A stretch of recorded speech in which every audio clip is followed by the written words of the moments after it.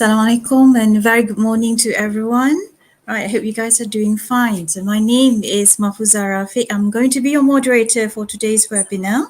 Right, welcome to the third webinar series of Virtual Global Education Events 2021 towards the realm of innovative teaching and training. Okay, ladies and gentlemen, on behalf of the Vgee 2021 committee, allow me to share with you on the information of the upcoming events that we will have here in UiTM Perak branch. Yeah. So the first one that we're going to have this month basically, we are going to have TALPI 2021 with the theme of empowering innovative teaching and learning. So TALPI 2021, Teaching and Learning Posters Ideas, is inviting you to submit ideas under several themes such as digital technology in teaching and learning, pedagogy in education, and many more. So all of you are welcome to submit the abstract under two different categories, which are student and professional, as the registration and abstract submission is still on up until 18th of September 2021. So please grab this chance, as this will be a good platform to present your brilliant ideas. You can always go and scan the QR code or contact the committee members as well. Okay, so the next event that we're going to have is actually ELSA 2021 workshop. Okay, ELSA stands for Second International Conference on Education and Languages for Students and Adult Learners, ELSA 2021. So as you can see from the poster, we will also have this pre-conference workshops, 3 workshops altogether. The first one is called The Tools for Meaningful and Highly Engaging Learning by Dr. Harwati Hashim from UKM. And we will also have Using Electronic Marginalia for Writing by Dr. Chong Soo Lee from UTP. And the last one is Speak Well, Local versus Received Pronunciation by Mr. Amri from UiTM. So all of these three workshops will be conducted on the 26th of October 2021, next month. And we are still open for registration, as we will definitely have a special discount, particularly for group participations. And if you are interested, please do let us know by contacting us through email or WhatsApp. Yeah. All right, let us move to the next one then. I'd like to remind everyone that today's webinar comes from a series of 5 webinars altogether now. Now we have successfully conducted the first 2 webinars before this, and today is the third from the series. We will have another 2, which is going to be conducted on the 14th of September 2021. It's called Penerbitan Buku Digital. By Dr. Intan Idiana Hassan.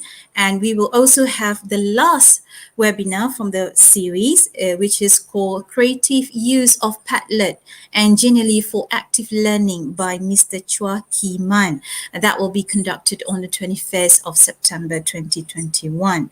Right, please set in your planner and calendar these 2 important dates, as I can assure you that there are so many informations that can be shared with these 2 last webinars from the series.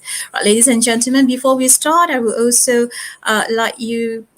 like to remind you that please kindly follow and like our FB account page, Vgee, and FB of APB Perak, as well as our YouTube page of Vgee 2021. Please share our program today to increase our reach. Thank you. Okay, now let us move to the part, the most awaited part. All right, ladies and gentlemen, allow me to welcome our prominent speaker today, Dr. Nor Tutiaini Ab Wahid. Okay, welcome, Doctor. How are you today? Great, fine. How are you, Cik Mahfuzah? Alhamdulillah. Alhamdulillah, right.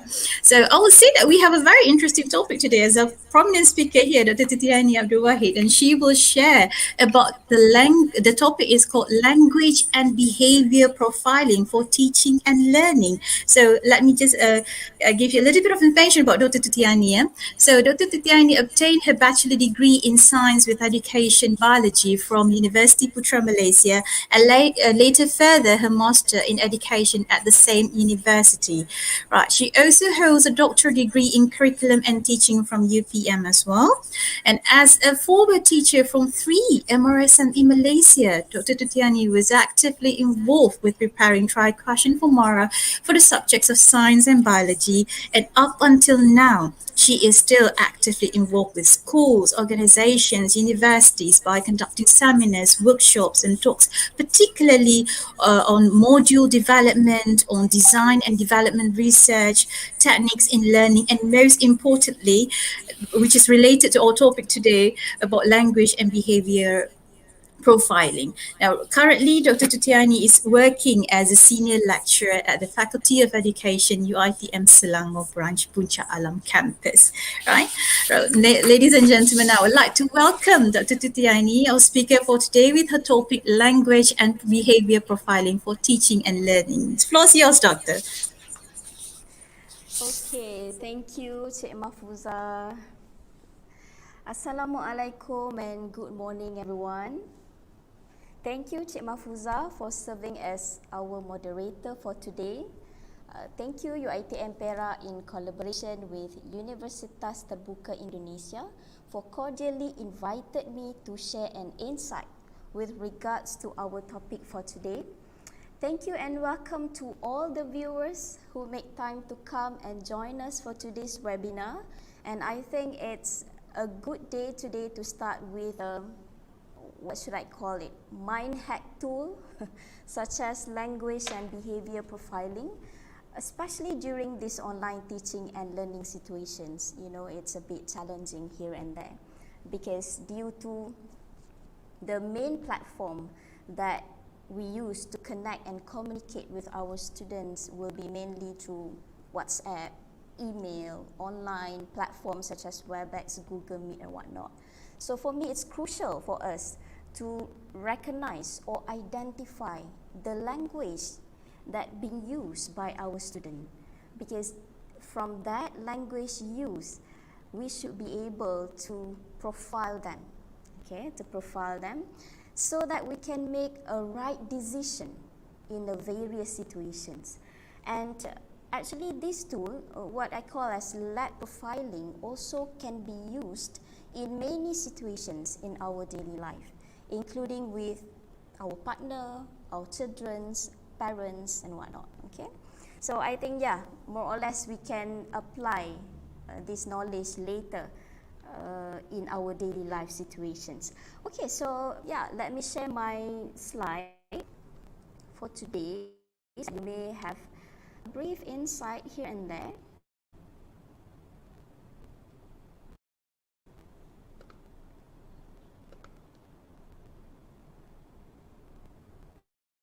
Okay, so I really hope that you can see my slide perhaps in a few seconds after this. Okay, right, so this is our topic for today. Language and behavior profiling for teaching and learning. Actually, for me, based on my experience, this is actually a very useful tool for me myself. Don't worry, my slide is in English, but perhaps maybe in my presentations I will what we call as campuration a little bit here and there. Yeah, I really hope that it should be okay for all of us. Okay, so probably often we tend to label people in general based on our assumption. Pernah dengar tak ayat ni? I don't know, in Malaysia, this is a famous line actually. Alah, semua lelaki sama je. Pernah dengar tak? I don't know, Indonesia and Brunei perhaps you have here. I don't know, either that one is a famous tagline or not, but here in Malaysia it's a famous kind of tagline.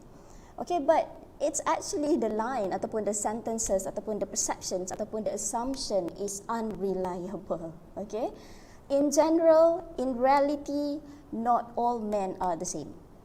Okay, people have different behaviors in a different situation. More like, actually it goes the same for our students. It's not that all batch of students have the same behavior or attitude. And perhaps when we face a different situation, we will act differently. Okay? For examples like when we are sad. Okay? When we are sad, actually, we are looking sad. The gestures, the facial expressions, and perhaps we also will act differently when we are sad. When we are angry, perhaps kita akan act differently based on the situation. Okay? And come to the situations that sometimes in our life, we tend to assume people, or these are difficult people, without we actually gather the information to seek the truth. What is really happened behind the screen? We never know. We never know. I share one story. This one is actually from my sifu that teach this lab profiling. Okay, there's a lady that was called to come to police station. Okay, and then when she sat in police station, suddenly the police nampak this lady is very unsuit. Dia macam very nervous during the session. Okay, one of the police officer make an assumption. Ni mesti buat salah, you know. But another police officer actually asked her politely, okay, what is actually bother you at this time and whatnot. Okay, and the lady answered the questions by saying, I'm worried that I kena saman because my parking punya coin tu dah nak expired. And that's why she cannot concentrate on that situation. Okay, if we actually based on our assumption, perhaps kita akan assume this lady doing something wrong, you know, against the rules and whatnot. Okay, but in truth, the truth is she actually have things, problems that actually she think in her mind. So this is the thing. Lab profiling is one of the tools that takes this into account and let you see, you use it in a real-time conversation, inshallah. Okay, based on my experiences, I can see that these two help me a lot to prevent myself from making an assumption, especially the bad one, or quickly judge my students without even investigate further what is wrong with them. Okay, there were many cases back then. I believe these cases also happen currently actually at schools, at any education institution, where teachers or educators judge, make conclusion, or even punish their students without seeking the truth, what happened behind the screen, without seeking the truth by gathering the information, a correct information. Okay, and it's really sad when it's happened, especially in a wrongly convicted student. What can I say is, it's just like macam tersalah hukum, kan? Kita rasa macam dia bersalah dan kita hukum, rupa-rupanya salah hukum, macam itulah. Alright, so it will definitely, this situation will definitely leave a personal stain to that particular student's mind. Perhaps for us it looks like it's a simple matter, but we never know what happened to the students after that particular events happens. Okay, so based on this brief introduction, perhaps we come to one question: why lab profiling? Okay, so let us take a look. My camera is actually up there, my slide will be down here, so perhaps you can see I'm switching around here and there. Okay. Alright, so let us take a look. The language and behavior profiling is a way of thinking about other people or groups of the students, groups of the people that allow us to notice and respond with just the right influencing language. There you go. Kita nak pakai right influencing language, so that the people will listen to us, influenced by what actually we're saying to them. Okay, as humans, standard lah as human. Kalau yang alien tu, I don't know much about them. But as humans, we respond immediately when someone speaks our language. Okay, by using lab profiling, you can detect the language pattern used by your students, and you will be able to profile them accordingly before you jump into any conclusion. And further, you may also want to influence your students later on, giving an advice after you investigate what happened to them and whatnot. Perhaps you want to give out an advice and help them to go through this situation. Okay, so here in current situations, you may want to speak the language that can be accepted by your students.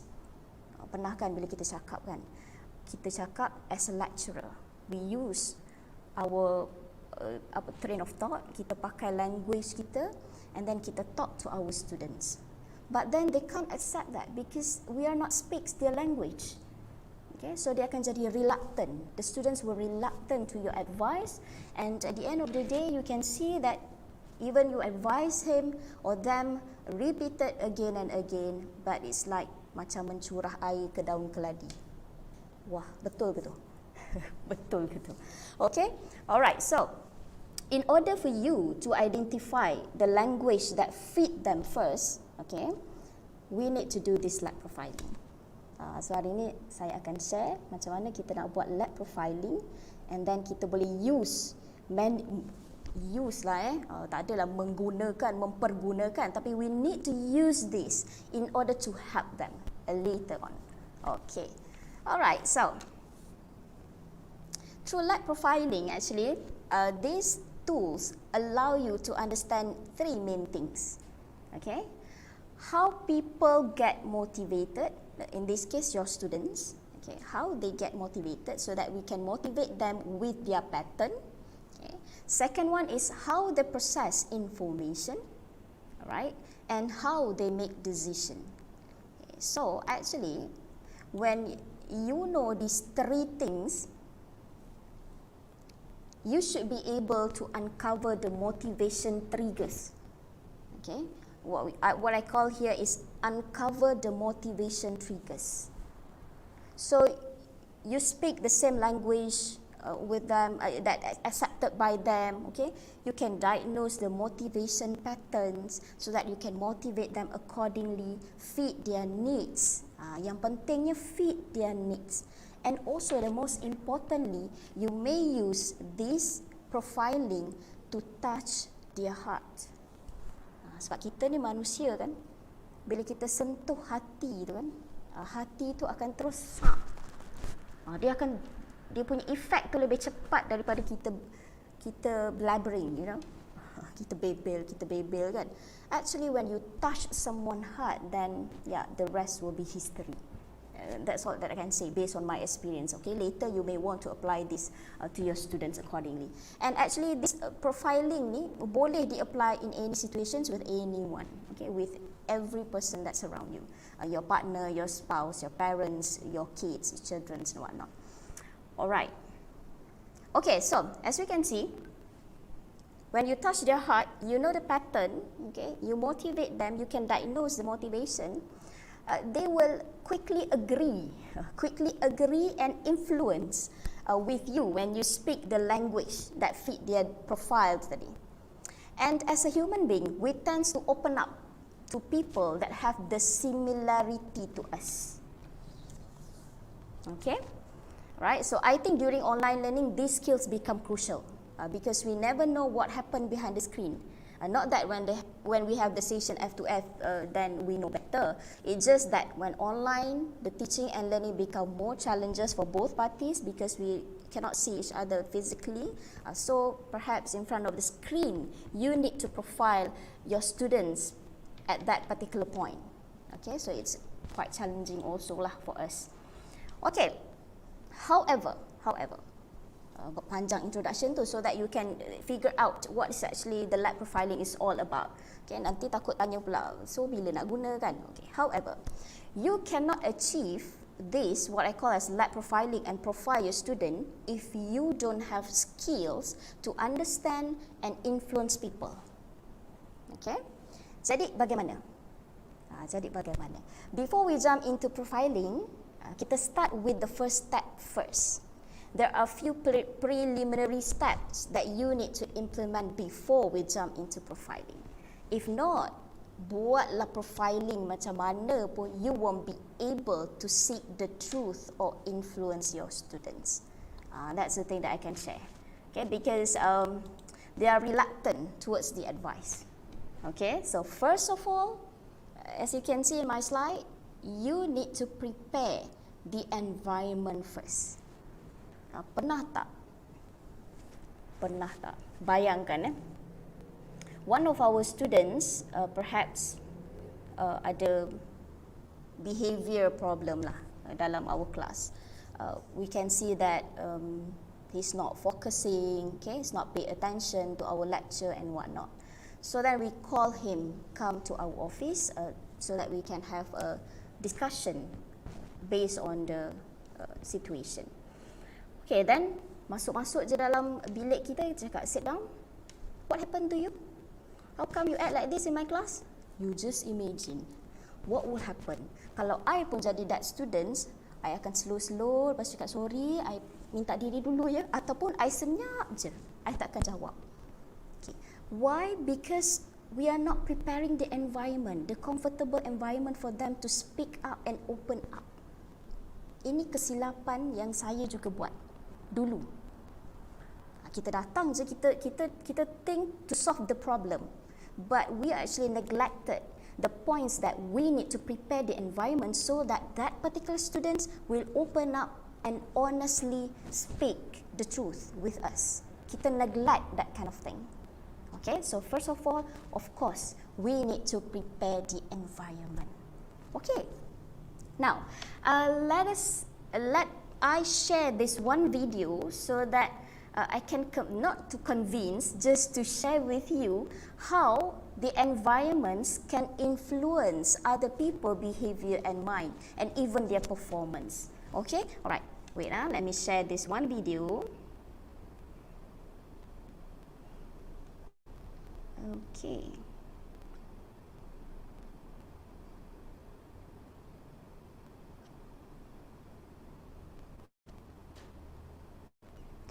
hold on.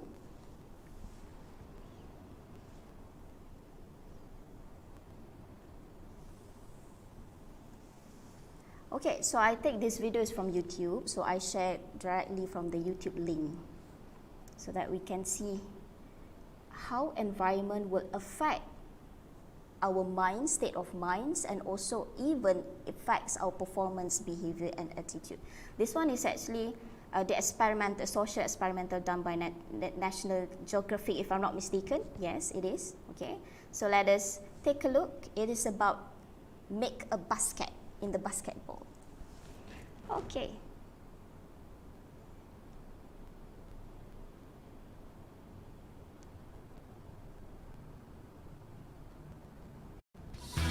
A moment ago, we made this volunteer believe she sunk a pair of blindfolded free throws, when earlier, with no blindfold, she missed 10 in a row. How will she do her second time at the line, now that she thinks she nailed those blindfolded buckets? Oh, close! So close. So close. That's number one. All right, keep it going. Keep it going. Oh! She's definitely getting closer, but no baskets yet. You got this, you got this, you got this. Oh! Yes! Oh, you. Oh, oh, oh! Wow. By making her think she sank those blindfolded shots, and by cheering and giving her positive reinforcement, it's almost like we hacked her self-confidence and got her to believe more in her natural abilities. In fact, out of 10 shots this time around, she ended up making 4. Quite an improvement. But what if one of our volunteers was already good at basketball? Whoa, this guy's got game. He made a whopping 9 shots from the line. Think there's anything we could do to make him worse? Okay, so let's have you take one shot, all right? You think you can do it, guys? All right, Josh, let's give it a shot. 3, 2, 1. Not quite, but it's all right. Let's let him try a second time. It's a tough one. All right. Wow. Let's give it a shot, Josh. Hey. All right. All right. Well, look, the man is blind. Okay. Let's go ahead and take off the blindfold. So listen, it wasn't as easy as we thought, but let's have you do your 10 throws again without the blindfold. Okay. Just do your thing. 9 out of 10, maybe 10 out of 10. Okay. All right, let's see. You guys got his A game on? Come on, Josh. Whoa. All right, Josh. You got this, man. You got this.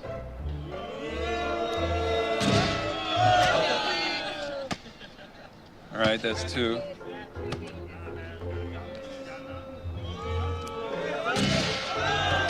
Remember, this guy made 9 free throws earlier, but now it looks like the crowd's negative reinforcement is throwing him off his game.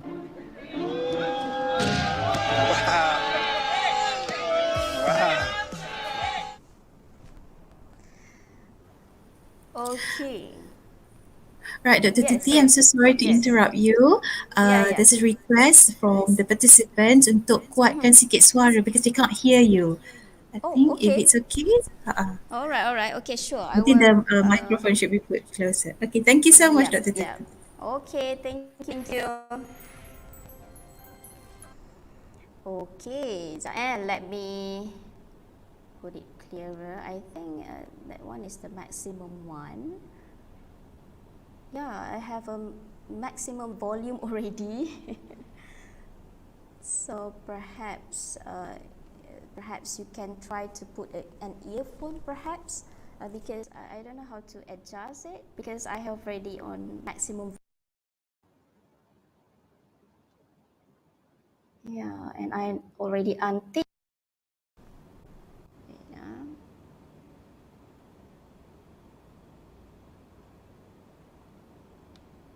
Okay, 200 already. So I really hope it helps.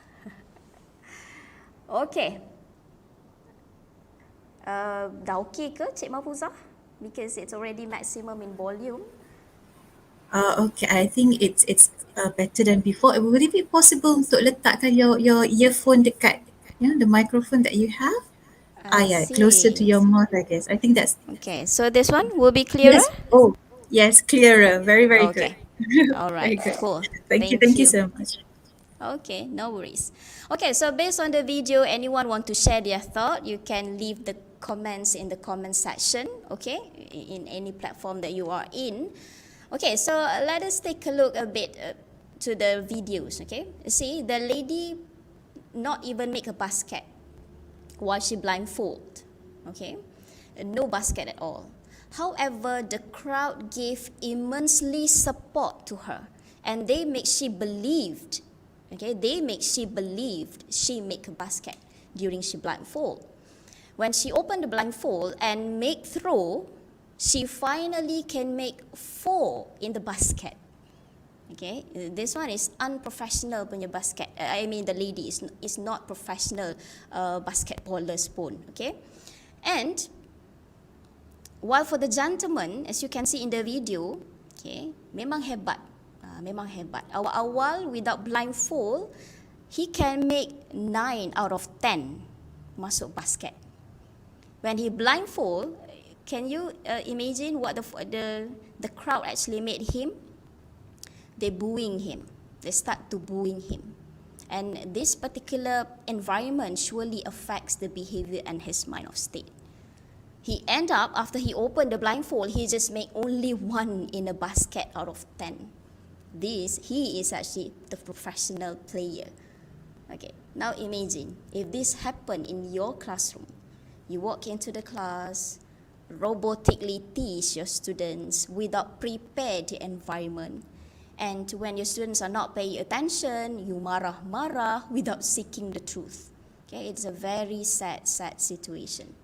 This shows actually that a teacher shaming perhaps, okay, make a students inside a class with the rest of the students laughing at him perhaps, actually will make the students worse. Okay, on the other hand, if the students are weak but still the teachers give immensely support, perhaps they would do better and better. So these are the G's of the video. Okay, so prepare the environment is crucial. For us as educators, we need to prepare the environment before we robotically jump into our teaching and learning session. Okay, now let me share my screen again for the slide.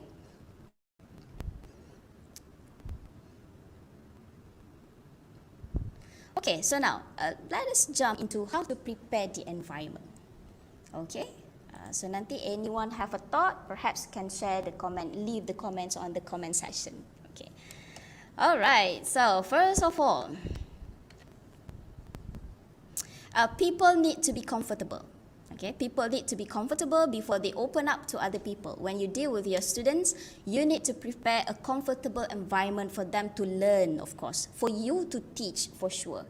Okay, this is the case during the teaching and learning processes. And lebih-lebih lagi when you're facing with so-called problematic students, it's problematic lah sikit kan, especially ada macam the students that not submit the assignments or absent in our class and whatnot. Okay, so yeah, of course, you'll be facing these situations continuously dekat dalam kita punya sessions kan. And perhaps before you jump into labeling the students with this and that, the best thing that you may want to do is seek the truth first, understand the situation. Okay, you ask him personally come and meet you, gather the information. So here, when you want to correct the information, you need to prepare the environment. Okay, if not, you will never know the story behind the situation. Okay, before we go for a break, perhaps I will cover this. Okay, why we need to prepare the environment? Okay, first of all, you need to know, okay, in human, we have this one system known as a limbic system. I'm not talking this during, in a perspective of scientifically ataupun psychologically. Okay, this one is a very general one. Okay, all of us human have this system. So this system actually will respond accordingly without thinking. Dia tak ada fikir. Dia akan respond immediately bila the limbic system ni, dia akan respond when it involved in our behavioral and emotional responses. Okay, especially when it comes to behaviors we need for survival. For examples like feeding, reproduction, caring our young, okay, and in fight or flight response. Okay, I am confident that all of you have heard about fight, flight, fright situations. And so this limbic system akan respond in this situation. This system will immediately switch on. Okay, when people sense something is out of the line, something is wrong with these people. Okay, so then pop, it will on. Okay, so bila dia on je, this student akan try to run from anything that happens in that situation. So we as a teachers, educators, we need to calm down this limbic system. Okay, we don't want this system to on. Kita nak dia remain off so that they will stay there and influenced by our words. Okay, and also we can profile them, seek the truth from them based on this thing. Okay, so these are the limbic system. So ingat kita tak nak sistem ni on. We need to make it stay off. Okay, so when the limbic system is off actually, your students will start to comfort to make a conversation with you. They will show their normal behavior. When the limbic system is off, they will show you their normal behavior.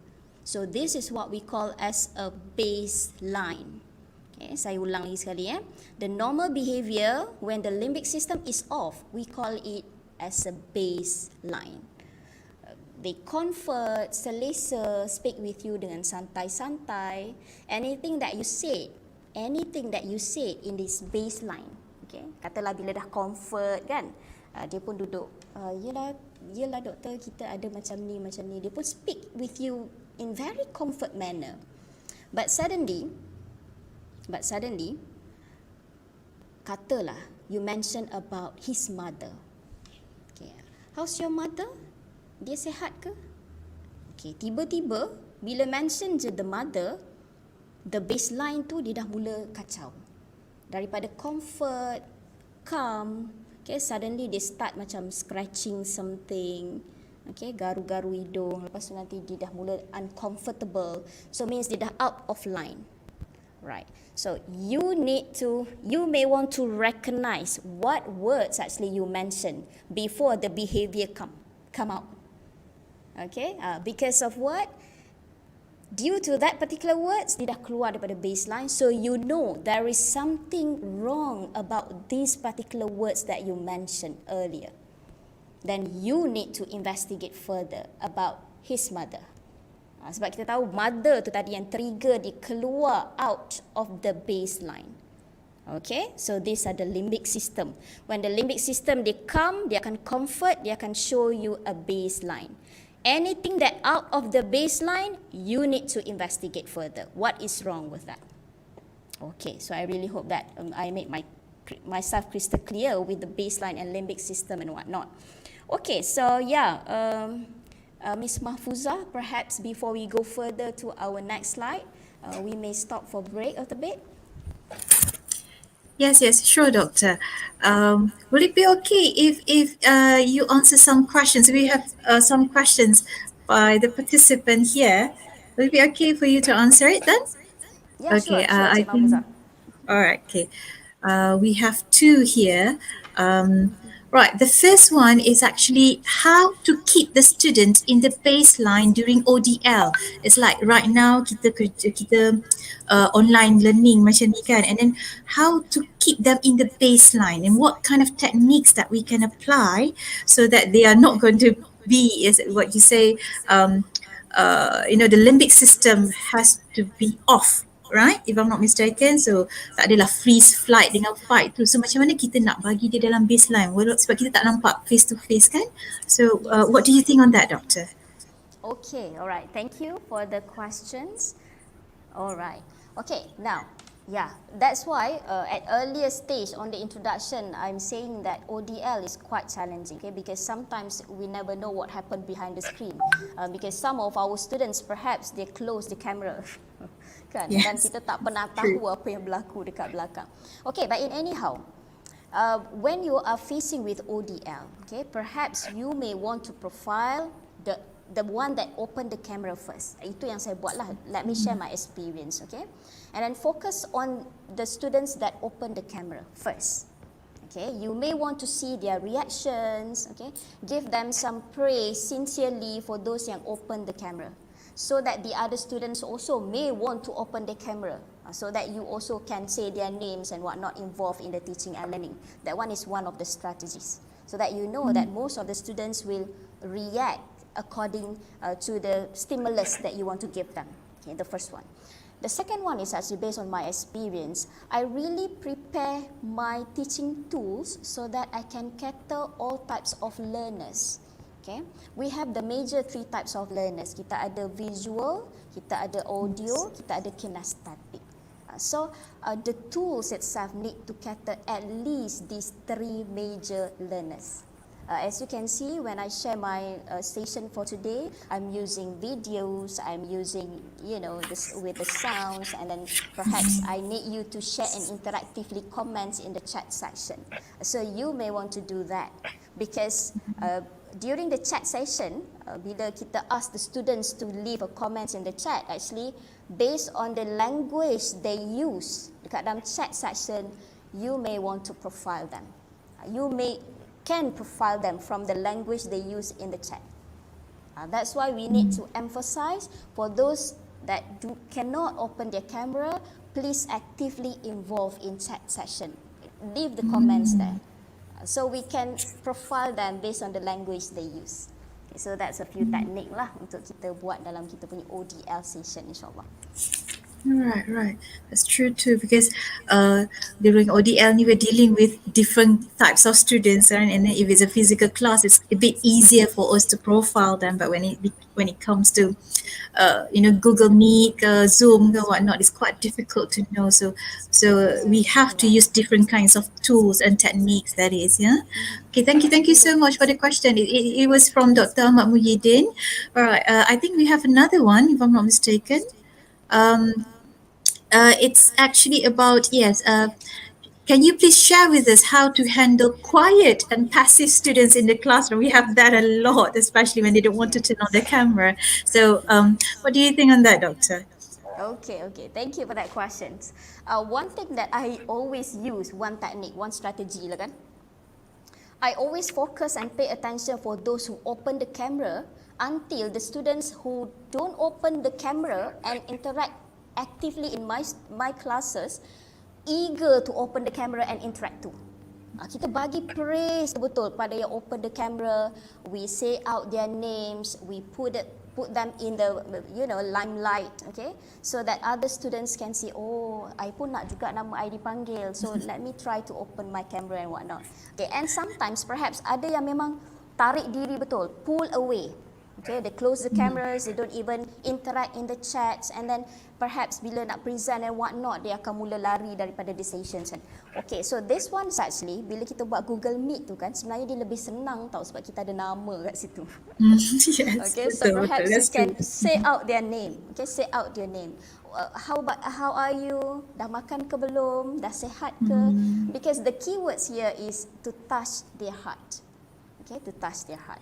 So perhaps you need to touch their heart so that they can open up to you.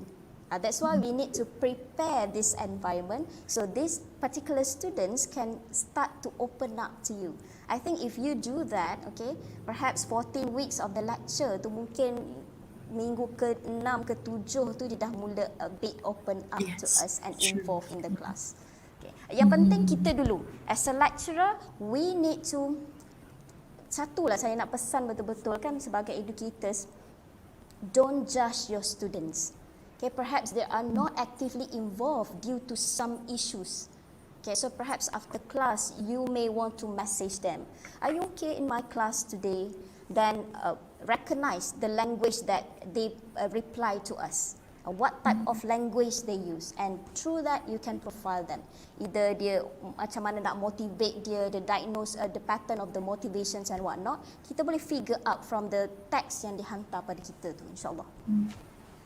Right, right. I think that's very true. I think your statement just now about don't judge the student is very, very powerful, because sometimes, we tend to have that kind of, mindset. Okay, dia tak datang kelas, oh maksudnya mesti malas ke tertidur ke apa ke. But we don't know, with the current situation that we're having right now, there are like so many problems that they're having financially, mentally, physically, socially, so many things. I would like to quote what Dr. Rahman said here. He said about giving rewards to the students. I think it's related to what you said just now, praising them, bagi tahu, thank you, bagusnya buka kamera and whatnot. So I think the two ways interaction, though we are actually it was restricted by the ODL punya cara, tak boleh nak tengok depan-depan kan, tapi it shouldn't stop us from having a good two ways kind of communication with the students, to at least make sure that the limbic system is off, as what you mentioned just now. All right. Okay, thank you. It's wonderful. Right, another question. Yes. From Dr. Muhyiddin, okay, how to control attention seeker students? Okay, this is a different side of students kan. Kita ada student yang pasif, ada juga yang nak still the limelight all the time kan. Kita cakap pun dia nak potong. So what do you think on that? And this is a different type of student, Doctor. Alright, good question actually. Yeah, kita akan ada this type of students kan. Dia lah nak open the camera, dia lah nak suruh panggil nama dia, and then bila tanya volunteers, dia lah selalu yang volunteers. Okay, actually these situations can on the limbic system of other student. Kita pernah kan berlaku macam asyik dia je, malas lah nak campur. Okay, so actually dia dah on kan the limbic system for other students. So we as teachers, as educators, as a controller lah kiranya in our classroom, okay, we need to actually make a clear guideline also, and kita kena a bit nak cakap macam mana, strict jugalah about this kind of attention seekers type of students, okay. So perhaps without on kan dia punya limbic system, okay, we can also project like this. Okay, contoh okay, Mahfuzah dah 3 kali jawab hari ni, kita bagi peluang kepada student lain pula ya Mahfuzah. Macam tu. So at least dia tahu dia dah cross the line sebab dah lebih 3 kali dia jawab and whatnot. Okay, so I think we as educators and teachers, we need to set up the guideline, so the students akan lebih careful lah. Dia akan lebih berhati-hati untuk throw the opinions and whatnot. Okay, sebab saya percaya, I believe what we call as roh in the classroom will be depends on us. Okay, tapi kita tak ada nak judge dia. Dia ni attention seekers betul lah, selalu dia je nak kan. No, don't judge them. Okay, perhaps they were so happy and excited in our class, so that they want to involve more and more. Okay, so this is a good attitude actually on the other side. But perhaps kita boleh guna that situation, okay, untuk encourage the other students. Okay, for examples like Muhyiddin, perhaps you can figure out macam mana Mahfuzah boleh dapat jawapan. You discuss with her later. Kita encourage other students to collaborate with Mahfuzah, so that dia akan dapat the same energy macam Mahfuzah tadi. Itu for examples. Okay. Okay. That's very good. I like the word that you said about roh. So untuk in the class itself, we have to have the control of the class, and saya rasa the technique of how to to treat the questions sangat-sangat penting bagi seorang pengajar, di mana kita punya feedback lah, it's more to feedback kepada mereka lah, sebab to start to say something in class, it's not easy for the students. untuk bercakap satu perkataan tu bukan senang. It takes lots of courage untuk bahagian mereka lah. Jadi apa saja feedback yang kita bagi tu sangat powerful. So we have to be very careful with that as well, ya doktor ya. Alright. Yes, Okay, correct. another question. I really love to ask this one. Okay, how do you deal with pathological mind of students, like orang yang lying, fabricating stories just to get attention, let's say. How do we deal with the students? Alright, cool. Okay, thank you. This is a very good question actually. Okay, the thing with lab profiling ni sebenarnya the gist is in this particular question. Okay, what can I say is we don't want to be a lie detectors. We want to be a truth seekers. Bila kita nak detect the lie akan appear. Tapi bila intention kita adalah untuk tahu kebenaran, what is actually is happening with them, okay? Lama-lama benda tu akan terkupas dengan sendirinya, okay?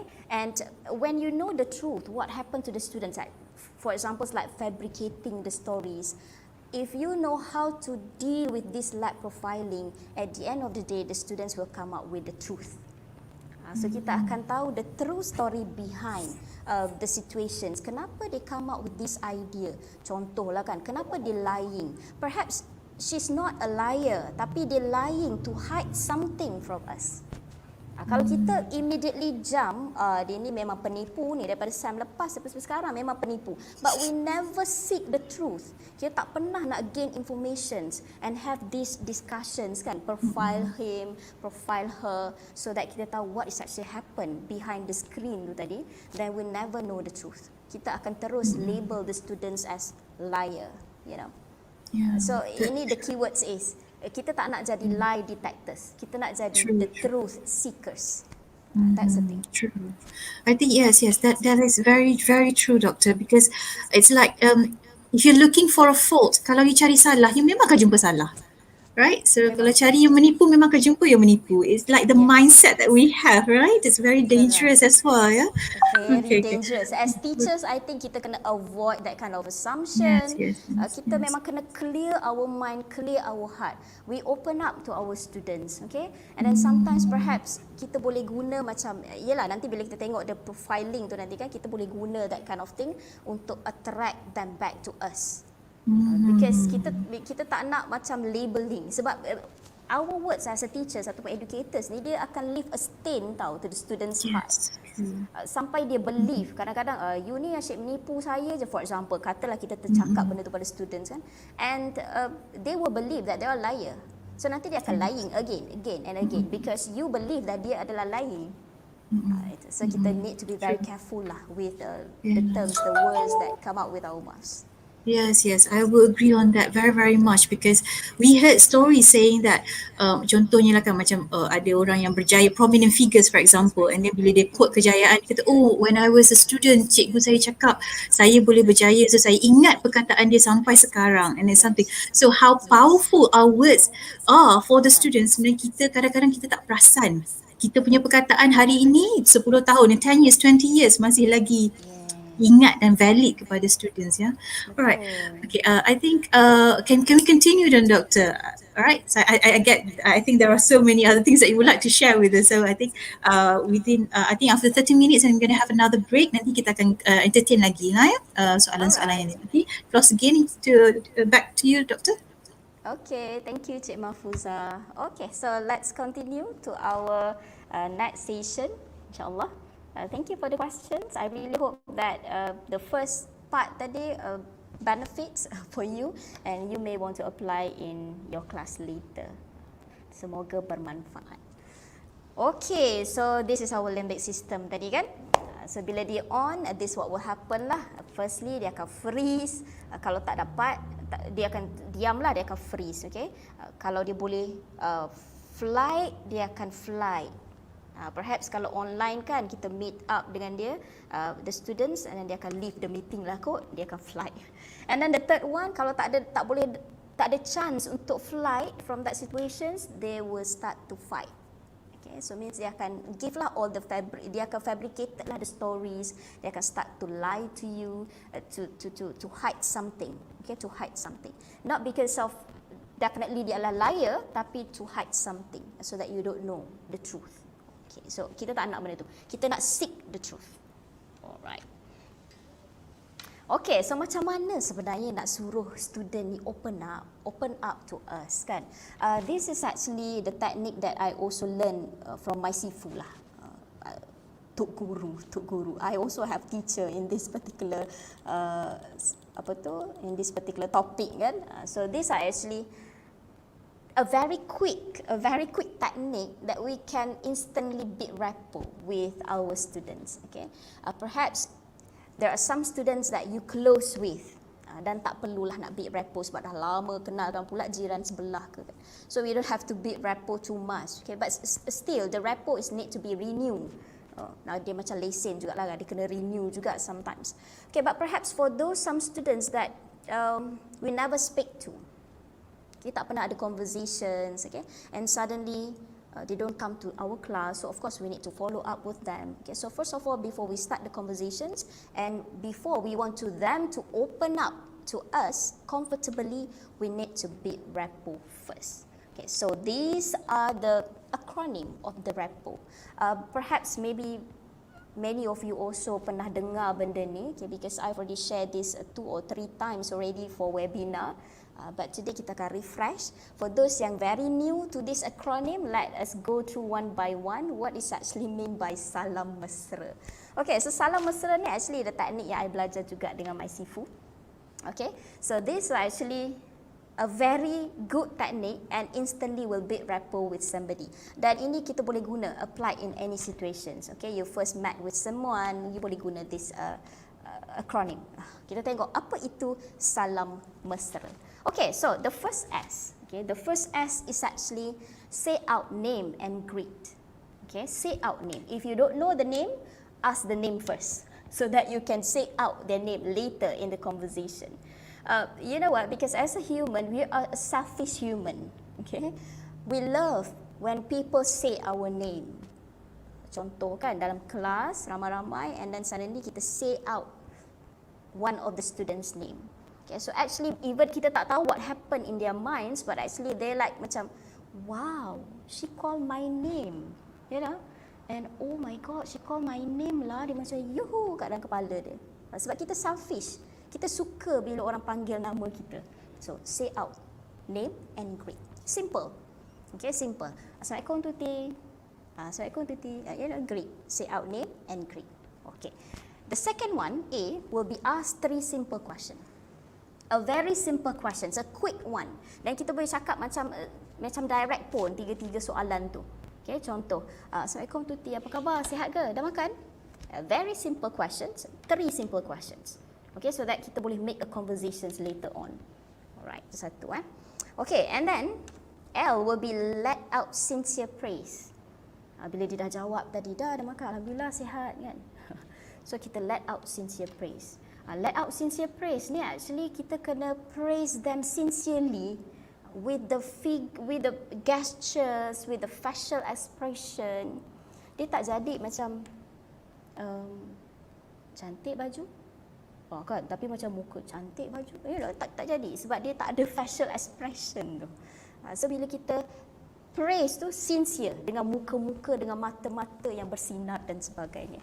Cantik baju hari ni, ataupun you look happy today, with a sincere praise, okay, so that dia terus pergi ke hati, touch their heart. Alright, okay, and then A here is ask relevant questions. Okay, ask relevant questions ni tadi kita ask 3 simple questions. That one is actually just to make a conversation, a very quick conversation. For this A, okay, for this next A is ask relevant questions because we want to find the similarity. Okay, tadi kan earlier I just mentioned that we actually open up to the people that speak the same language. Okay, and then actually kita open up to people that have a lot of similarity to us. Kita ada kimia macam tu, ada chemistry. So once ada chemistry, ada similarity, dia lebih senang untuk ada chemistry.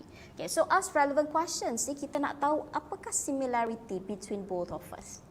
For example, like where do you come from? Kan?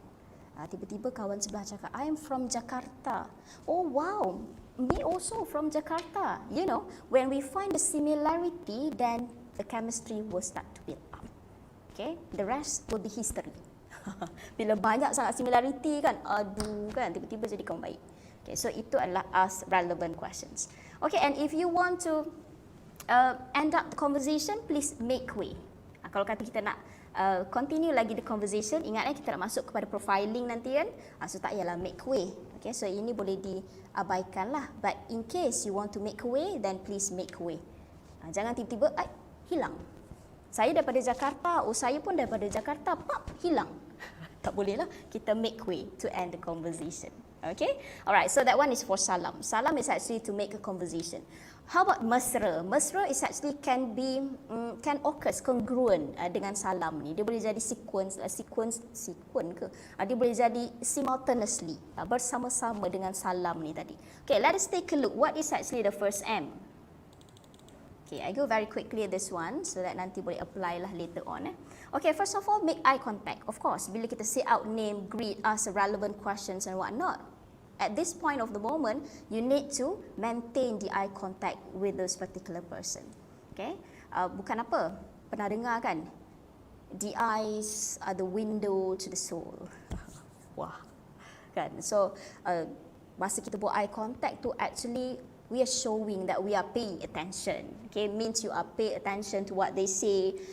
They are actually important to you so that you maintain the eye contact during the conversation. Okay, E is actually expression. Kat sini kena ada facial expression. Bila happy, happy lah. Jangan pula, oh you look happy lah today. Muka garang kan? Tak boleh. Dia tak congruent.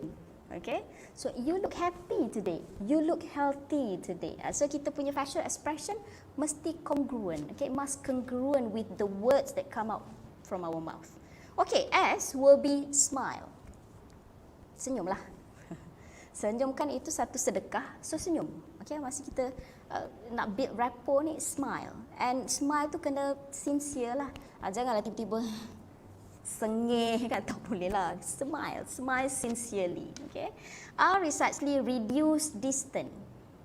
If you are physically meet with them, okay, tengah talking, making a conversation, perhaps you may want to go forward and reduce the distance between both of you.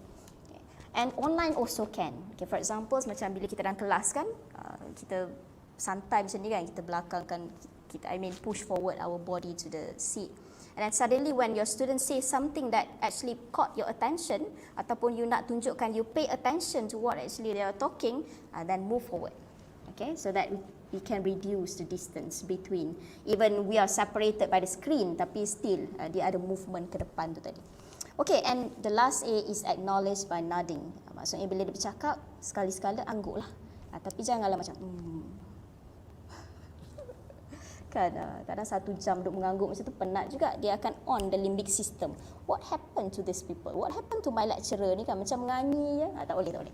Okay, jadi kita kena naturally do this, and based on my experience doing this salam mesra, actually it will take you 1 to 2 minutes only.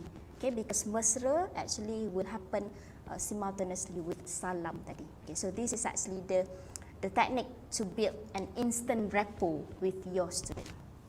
Itu yang penting. Tadi soalan-soalan tadi memang very interesting. Okay, so actually when the students are not open up to us, perhaps the rapport is not built up enough. So kita kena build up rapport dulu. Sebab tu the first class bila kita masuk kan, especially on online teaching and learning, so better kita build up the rapport during the activities, ask for their healthy, apa khabar, sihat ke, alright?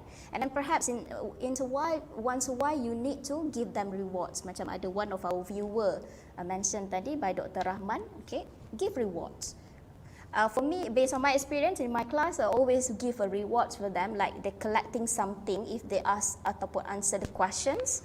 Okay, so at the end of the semesters macam tu, kita akan bagi dia hadiah lah kan, keluarlah sikit modal, bagi dia present and whatnot, because based on the points that they collected, macam tu. Okay, boleh juga nak bagi rewards. So it depends on your creativity. Okay, so habis salam mesra. So these are the things that you need to do when you actually want to start a conversation and build rapport with your students and also with other people. You also can apply this technique and strategy, insyaAllah. Okay, so another way to achieve an instant rapport, beside this salam mesra kan, dia ada, I won't go deep into this, okay, but we call it as a matching and mirroring. Okay, for examples like in those pictures that I show you in the slide. Okay, so we have a matching and mirroring. You're making a conversation, kita boleh buat benda ni sekali. You can do this, alright? It's like make ourselves like them.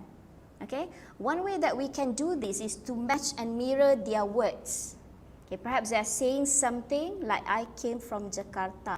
Oh, Jakarta, you know, matching the words. Kadang-kadang itu juga boleh. About 7%, I don't know, this one is not legit punya study lah, tapi about 7% macam tu kita akan start to build rapport when we start to mirror their words. Okay, tonality, the tone, we also can match and mirror the tone.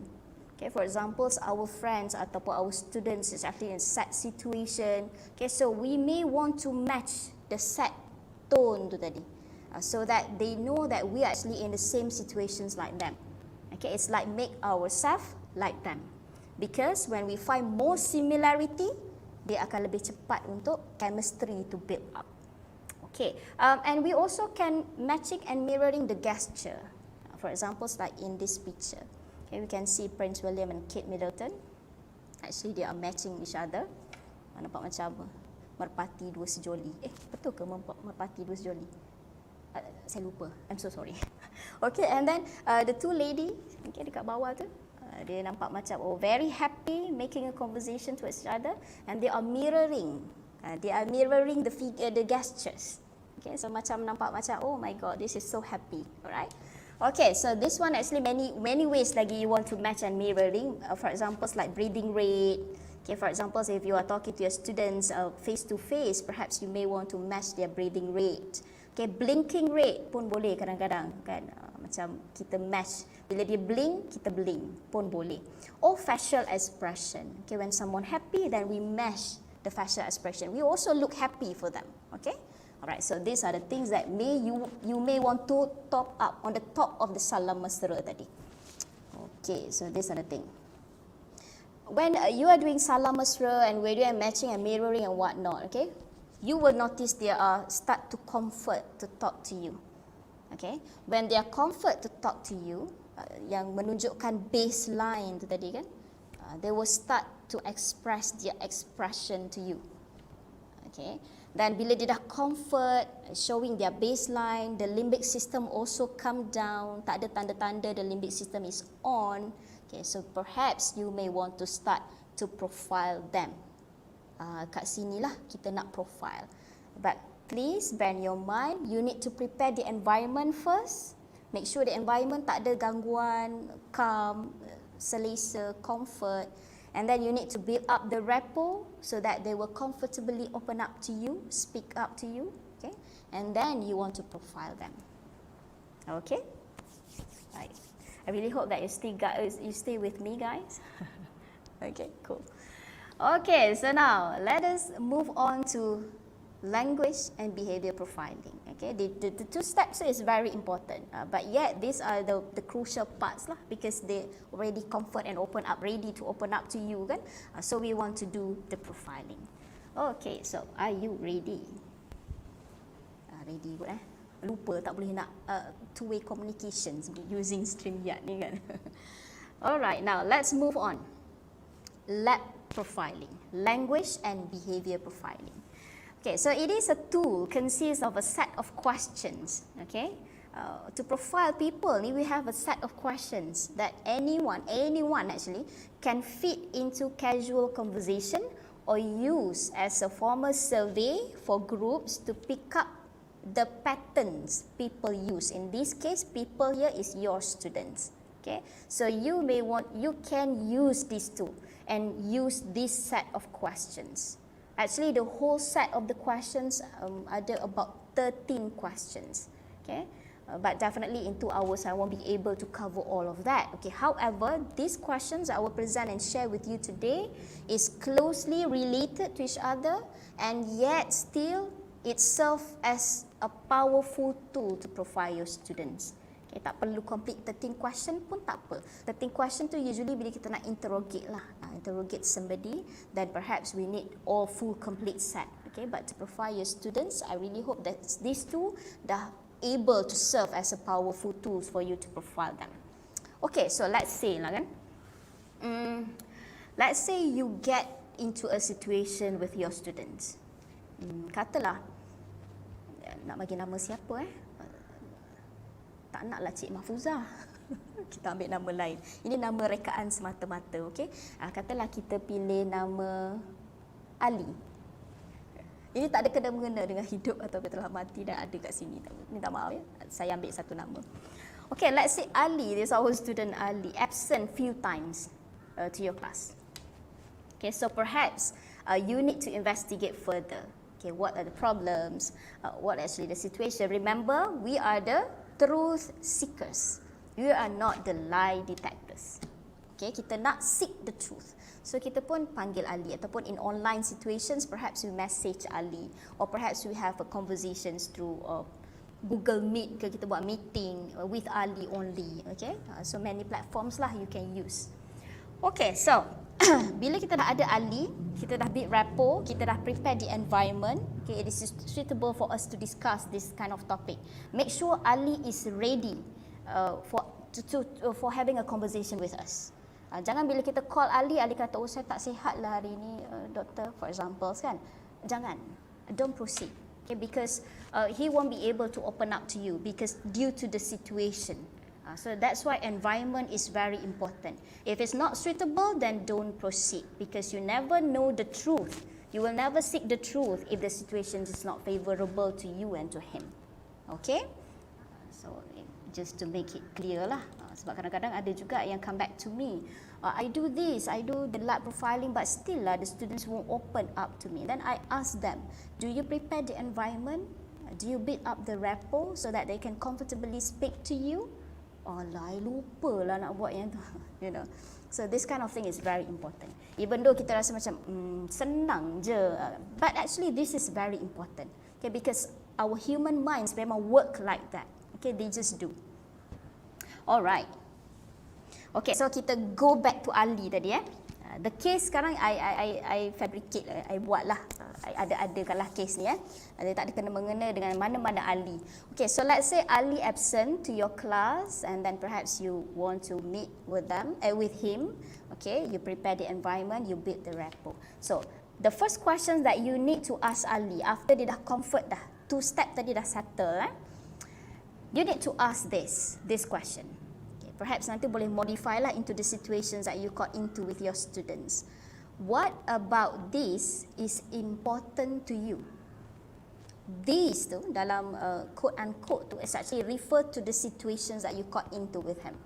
Okay, let's say in Ali ni perhaps sebab dia absent kan, dia absent in your class, so mungkin kita nak replace the words by saying, what about coming to class? You replace the words. Coming to class is important to you. Okay, saya ulang What about coming to class is important to you? So this will be the first questions that you need to ask your students in order for you to profile them. Okay, so the first question is actually intention kita adalah to identify the values that they hold. Kita nak kena identify the values dulu. So nanti kita akan use these values to advise him later.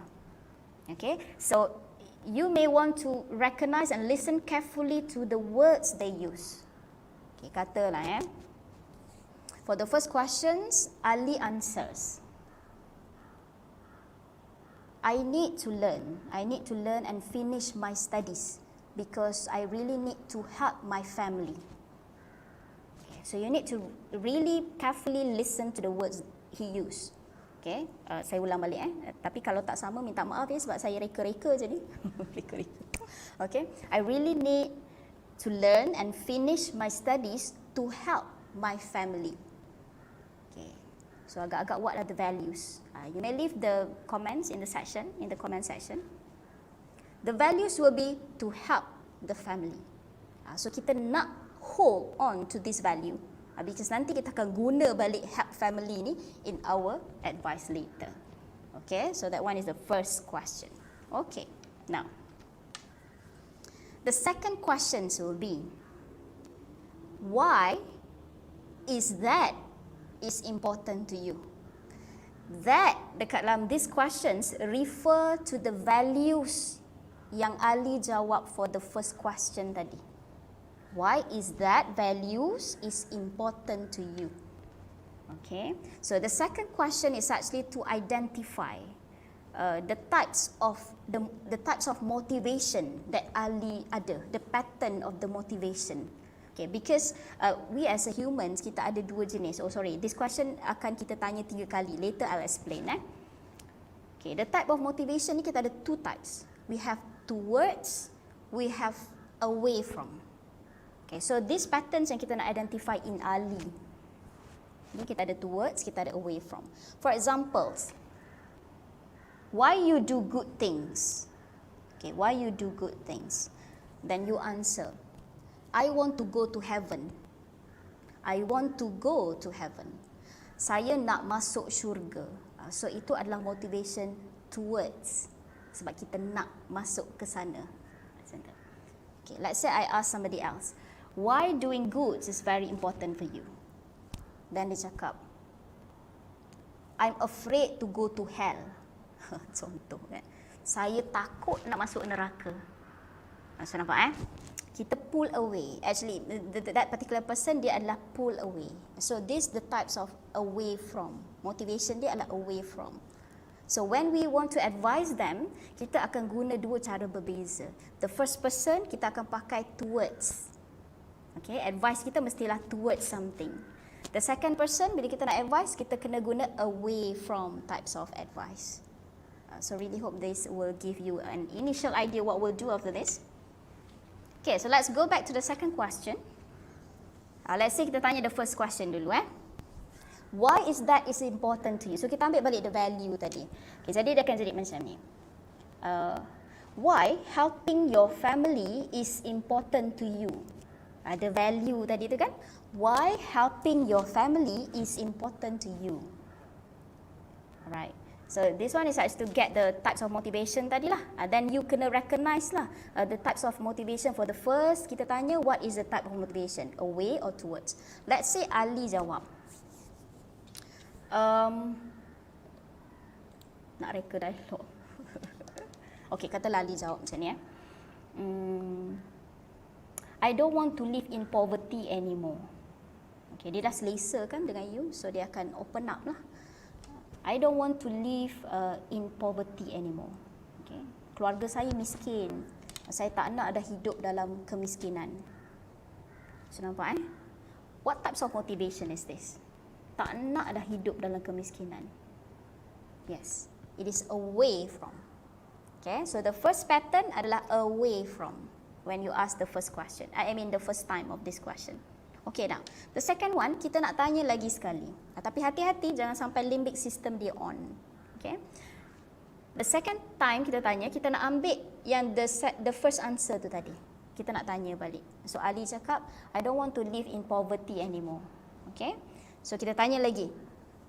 Why you don't want to live in poverty is important to you? Kenapa tak nak hidup dah dalam kemiskinan penting untuk Ali? The way you are talking to him, kan? Okay, so nanti Ali jawab, for example,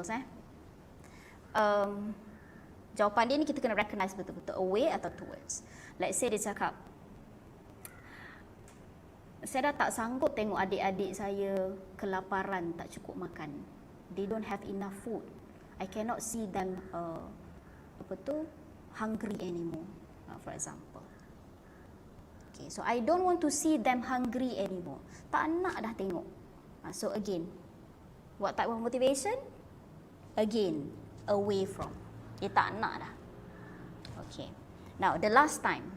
Ini bila sampai yang ketiga ni kena hati-hatilah juga bagi tahu tu kan. Kita takut limbic system dia on. Okay, so we ask Ali again, the third time and the last time. Right, so we ask him again.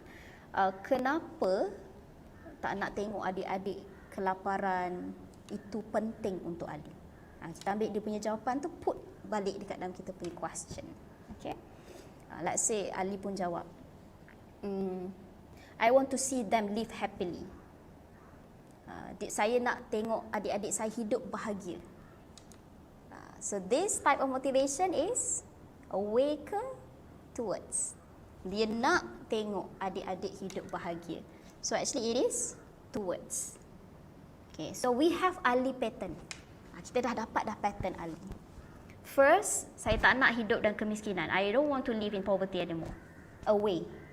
Second one is, I don't want to see my siblings hungry. Okay, away again. And then third one is, I want them to live happily. Towards.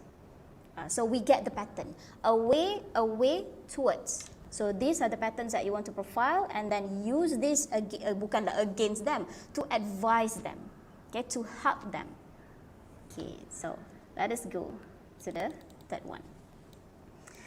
Once you dapat this pattern, okay, you need to use this pattern to advise Ali, to influence Ali, to help Ali.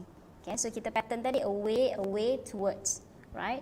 So let's say lah you dah finish interrogate to ask him the questions. Now you know the truth. Perhaps you dah tanya dah kenapa you tak datang kelas dan sebagainya. In between tadi kan, okay? In between tu integrate lah the questions and what not.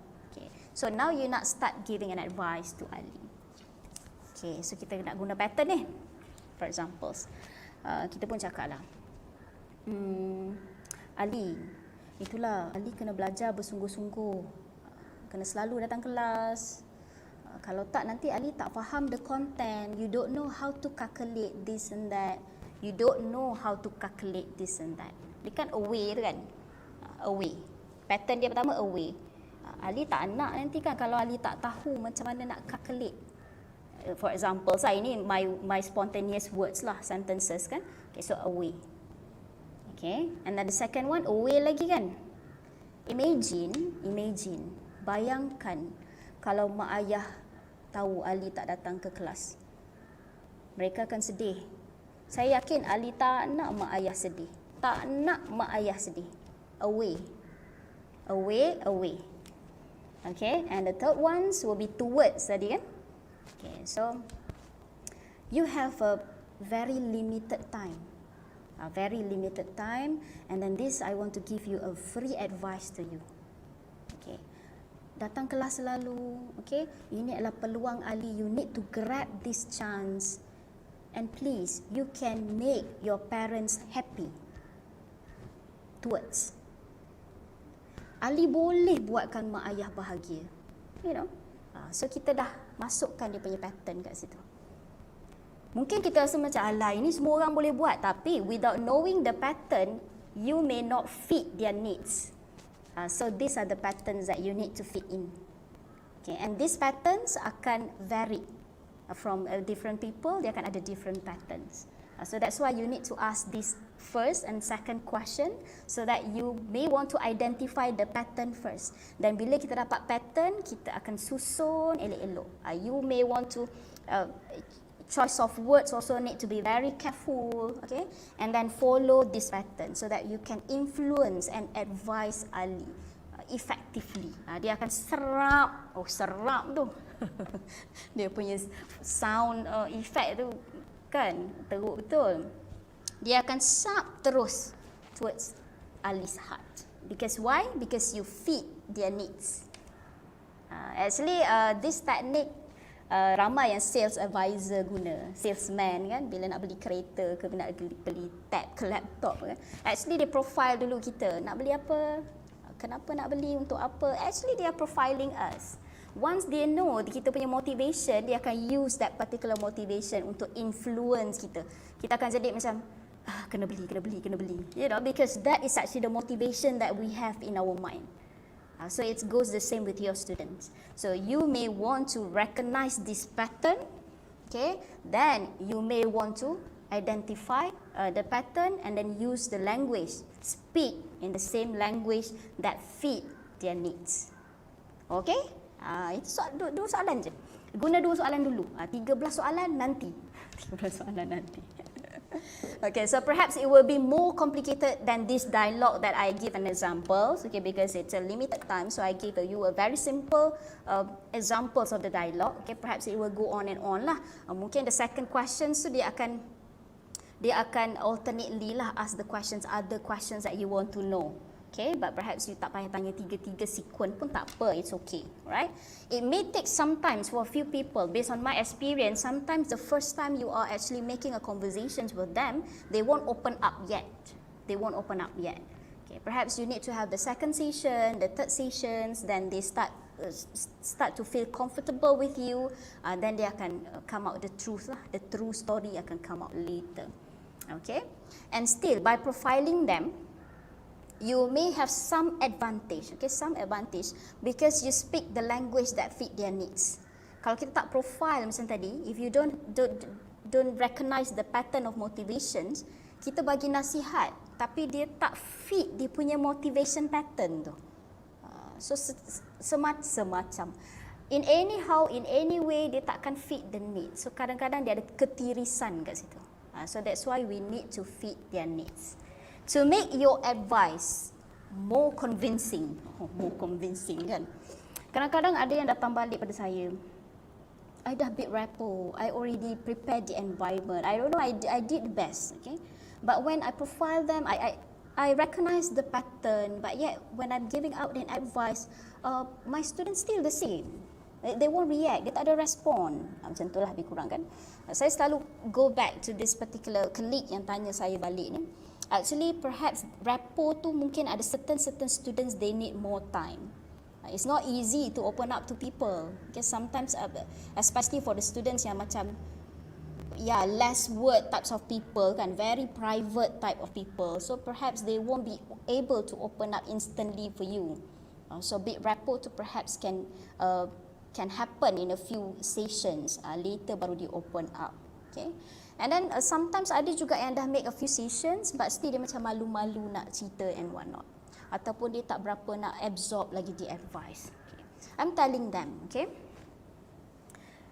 To make your advice convincing, the choice of words tu mestilah powerful.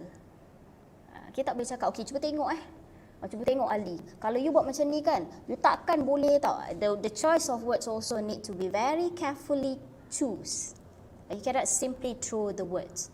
Okay, because we need to understand that these students in front of us is a fragile students. Okay, they need help, they need support. Okay. Perhaps yang tak ada masalah pun bila kita nak make a conversations, you need to know that we don't know what's actually happened, apa experience yang dia lalui kat dalam hidup dia. So we need to be very careful with the words that we choose, that come out from our mouth. Okay, and sometimes bila kita nak advise, especially these powerful words may help. Okay, macam suspend kan. Okay, so it is very crucial for you to also pay attention to the choice of words lah. The choice of words also play a major role when you put out your advice. Okay, now let me share perhaps a list of words, okay, what I call it as a persuasive words that you can use when you giving out an advice to your students or when you're talking to somebody. Okay, sebenarnya ramai juga ni sales advisor yang jual produk apa semua ni kan, jual item dan sebagainya, dia selalu guna this kind of persuasive words, and I think it is fit in with our education punya platform for us also to use these words when we are giving out the advice or making a conversations during our teaching and learning processes. Okay, remember this can be used in various situations. Okay, even you nak upload the status dekat Facebook ke Instagram ke, boleh use these persuasive words. Alright, so now let us take a look the list of the words.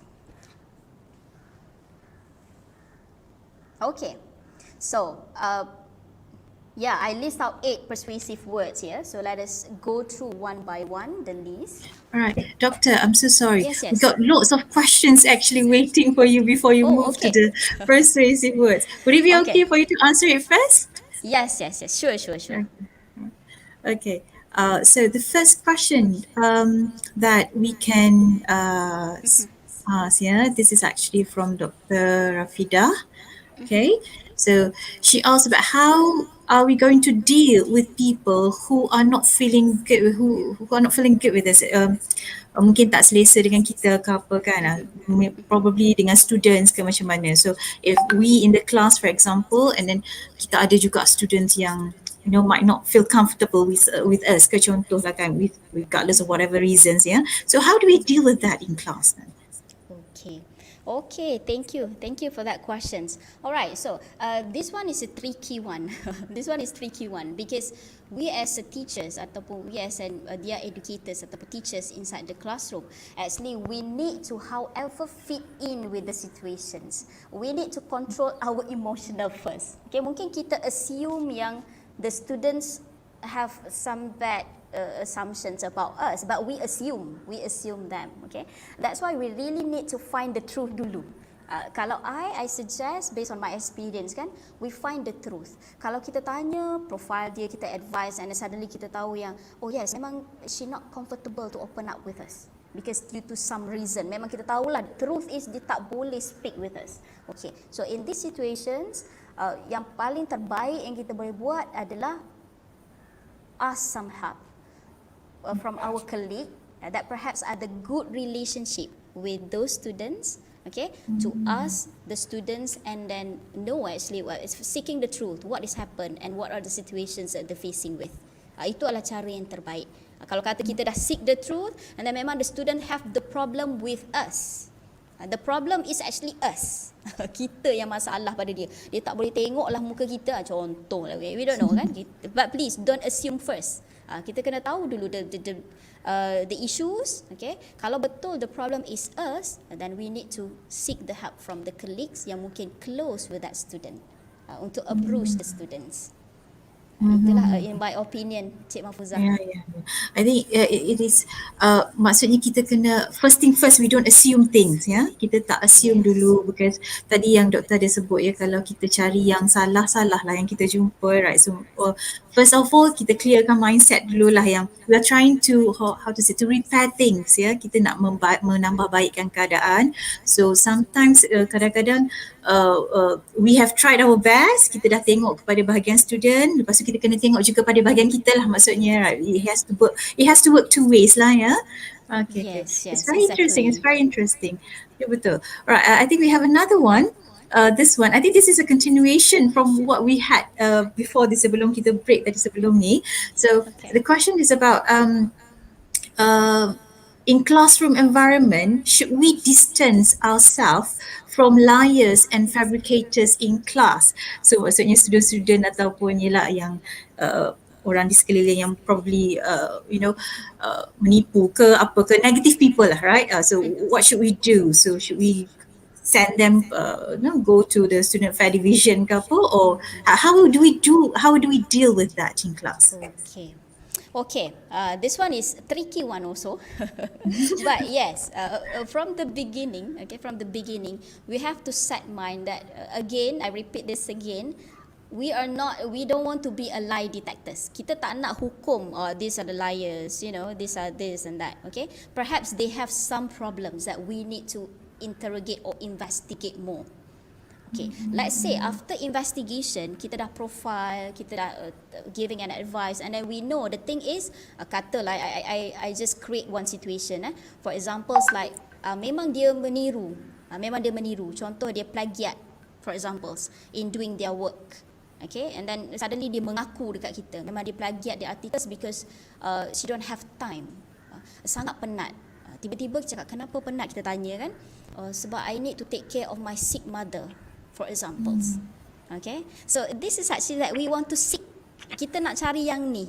Sebab kadang-kadang if I may, Cik Mahfuzah, I want to share, ini adalah actually iklan I can't remember from India or from Thailand. Okay, but this is a good iklan untuk kita ponder lah. Ada student ni tiap hari dia datang lambat. Saya tak ingat the title, tapi boleh cari kat Google kot. Okay, and then another teachers memang selalu marah lah, rotan dia dan sebagainya, because always every morning they came late. And then ada one teacher ni, they investigate why this student always came late. Dia pun pergi pagi-pagi tu, dia pergi ke rumah dan sebagainya. Okay, rupa-rupanya this particular students kena pergi jual newspaper, and then after that dapat duit baru boleh pergi beli sarapan. Rupanya mak dia sakit dekat rumah. After dah settle everything about the family, barulah dia boleh datang ke sekolah. So I believe as a human being and as a teachers, okay, bila kita nampak that situation, how would you feel? Adakah kita sanggup lagi nak merotan dia because dia datang lambat? Kan, kalau Cik Mahfuzah rasa-rasa nak lagi, sanggup tak kita rotan dia, denda dia kat luar, because we know dah the truth what happened behind the screen. Kan? Okay, so these are the thing. Okay, these are the thing. Perhaps they are lying now, they are doing the wrong things now, but we want to seek the truth. What is actually the source? Kenapa dia buat macam ni? Punca dia buat macam ni kenapa? Okay, so katalah tiba-tiba dia cakap, memang saya pemalas, saya memang malas dah nak fikir, kelas ni pun saya nak duduk sebab saya nak lulus je, for example. Katalah kita dah interrogate, investigate, dan tak macam without remorse lah kiranya that students kan. So I think the best thing is we need to report lah, so that the particular parties or bodies boleh ambil tindakan yang sewajarnya to that students. Those are the things that we need to do. But before that, kita kena seek dulu the truth, the source, the punca tu tadi. It's really interesting juga lah, sebab saya rasa it is true, definitely true, because there are things that are beyond our control. Dia ada bahagian yang di mana dah sampai tahap itu, I think it's not up to us to do anything about it anymore. Right, Dr. One more question before we move to the next slot, next part. This is from me basically. Okay, what should we do actually? For example, kita ni, we as the teachers, lecturers kan, we have sort of like generation gap with the students, and sometimes it doesn't match. And maybe we can try to find out some sort of like a ground rules, middle rules untuk cakap pasal topik, for example. But sometimes it doesn't match. Maybe our discipline is different, our school of thoughts is different. So macam mana kita nak matchkan tu? Bila dah kita try tu, tak match juga, tak faham juga tu. So how do we deal with that? Okay, I understand that. Okay, sebab kita ni macam apa kita ni digital immigrant. Yes, kita panggil very kan. true. Betul. Right, so they all ni memang yalah the different generation from us kan. Okay, but saya nak cakap macam mana?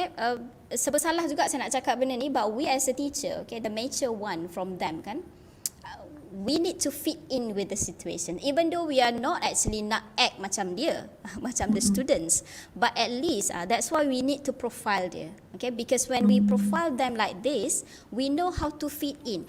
We are not speaking their language macam yang WeChat punya language tu, but the way we are actually throw our minds, throw our ideas actually fit in with their pattern.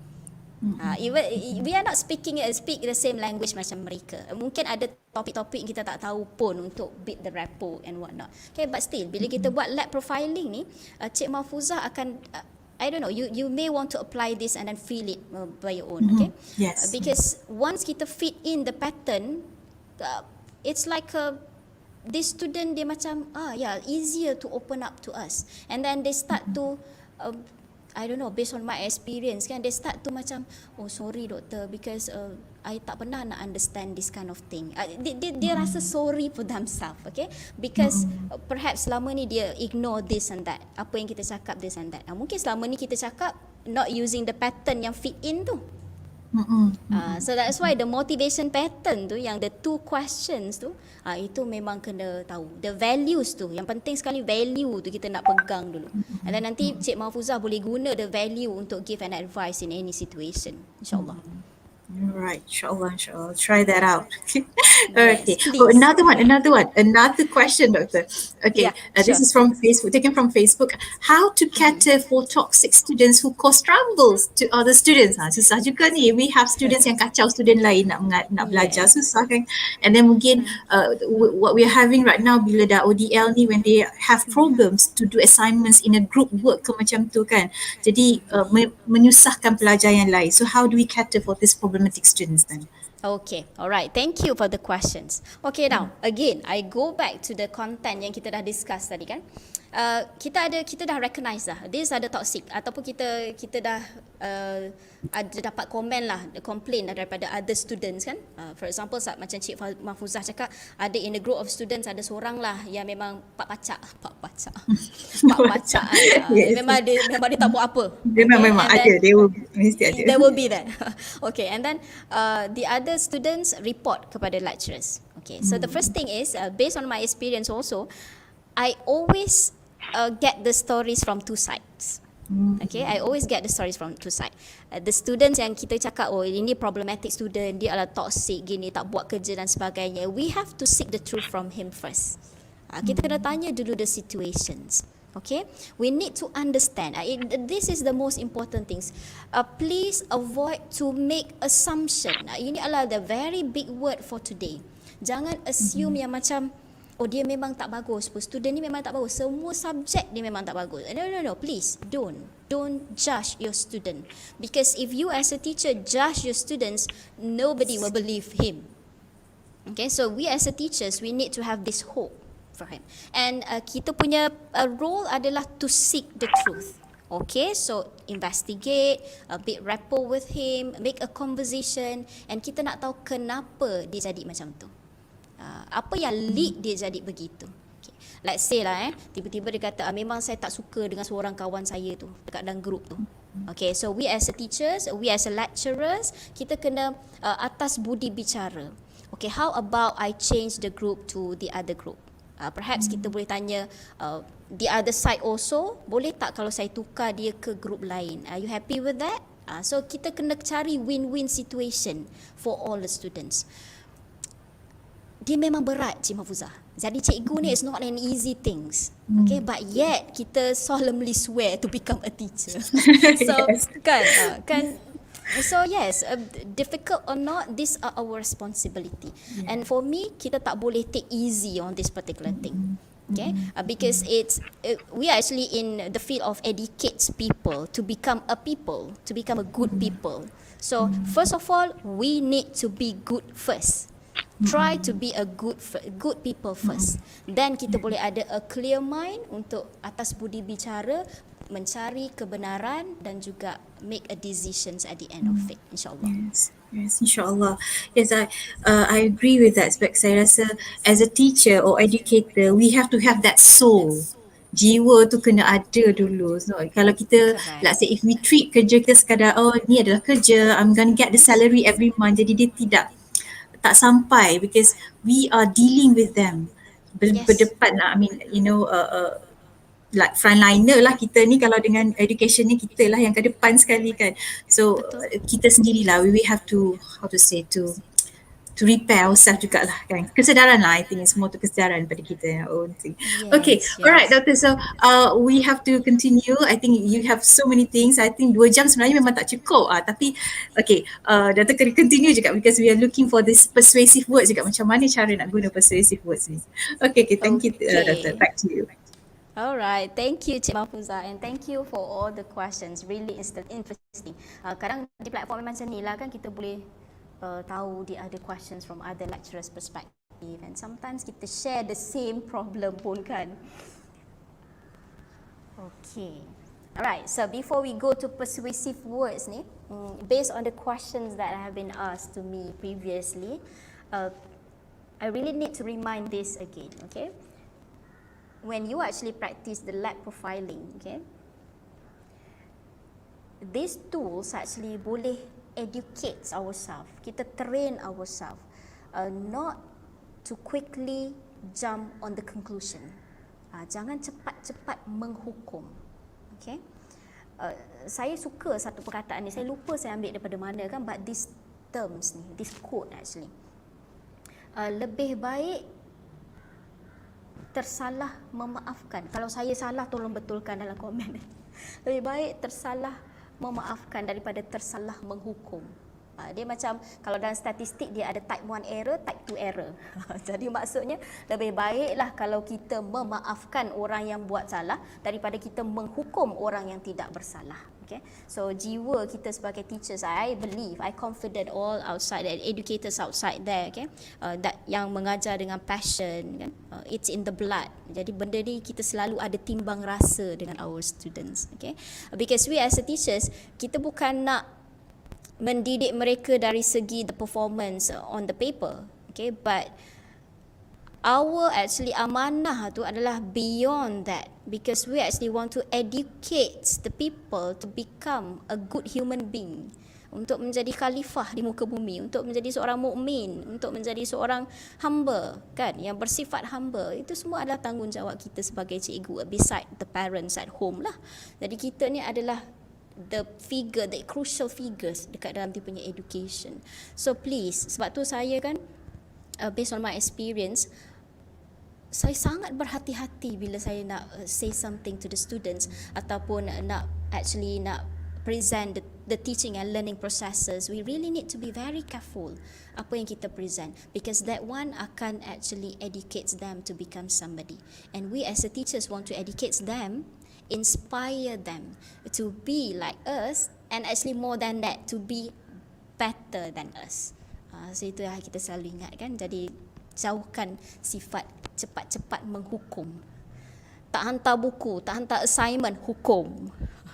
Tak datang kelas 2 kali, hukum. Terus naik ke atas. Pergi, you tak datang kelas 2.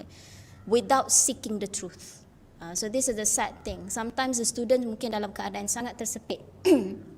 Ada situations yang I share tadi kan, dekat contoh dekat dalam iklan. Even though it was iklan, tapi I think dekat dalam real situation pun ada berlaku benda ni. Okay? So kita nak seek the truth. Kita nak jadi the truth seekers, not a lie detectors. Okay. Alright, now let's move to the persuasive words. Ini sebenarnya dah dekat-dekat nak habis dah ni, jangan risau Harap-harap masih lagi maintain dekat situ. Okay, so the first word is imagine. Imagine. Bayangkan. Kalau perasan dalam contoh tadi pun saya banyak menggunakan perkataan-perkataan ini so that dia masuk ke hati bila cakap tu kan. Okay, so imagine is actually so powerful to make people visualized and inserted the things that you describe in their mental model. Okay, they will focus that things in the mind, whatever follow after that word. Contoh imagine if today you are at a beautiful beach in Maldives, sip an orange juice, angin sepoi-sepoi datang, tak payah fikir pasal kerja dekat Maldives. Imagine what happened to you. Berapa ramai yang dah sampai Maldives sekarang? Walaupun ada yang tak pernah pergi Maldives, tapi ada tak yang terbayang beach and orange juice, you know, because the words. I don't know, please give feedback on the comment. Okay. Okay, so imagine is actually after the words after imagine tu dia akan terus masuk ke dalam mental model. Okay, so you may want to use this. What do you advise your students? Bayangkan, bayangkan kalau you tak datang kelas, you tak habis belajar, what happened to your parents? Imagine. Okay, so these are the first word. Now, the second one is notice. Right? Notice, when you say these particular words, okay, it makes you immediately pay attention to the things that I say. Contoh, bagi contoh, try lah, kita try play with the mind hack ni sekarang ni. Now, notice where you put your left leg now. Kita akan terus imagine left leg kan duduk kat mana. Oh, atas meja, atas lutut, you know. I don't know what happened to you. Please leave a comment. But perasan tak bila I cakap notice, now notice where you put your left leg now. So kita akan terus fikir macam duduk kat mana Okay, so notice is a powerful word. Okay, so try to insert.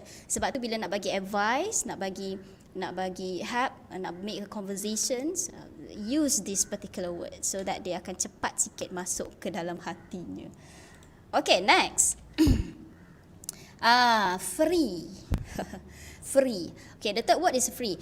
Perhaps some of us akan rasa free is a sleazy and overuse of words. Okay, but think again. Well, you know, people like us, human being, love free. Love free, plain and simple. Kita suka benda free, kita suka. Okay, you can give practically anything away for free, no matter how small, and you will grab people's attention immediately.